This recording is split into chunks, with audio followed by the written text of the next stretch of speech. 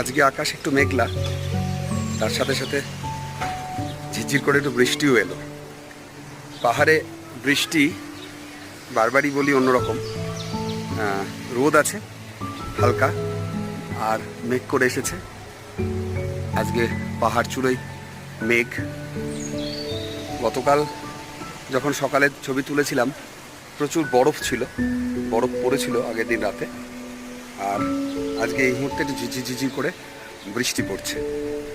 এবং আমাদের এই সাংলার রয়্যাল ক্যাসল হোটেল থেকে এই দৃশ্য একটু মেঘলা, একটু রোদ্দুর, এর ছবিটাও একটু ধরে রাখলাম। যদিও হিমাচলে বৃষ্টি মানে খুব ভয়ঙ্কর হয়ে যায় রাস্তা, কিন্তু এই যে আবার রোদ ঝলমল করছে, কিন্তু তার সাথে সাথে একটু বৃষ্টিও হচ্ছে। সব আপেল বাগান সবুজ হয়ে রয়েছে।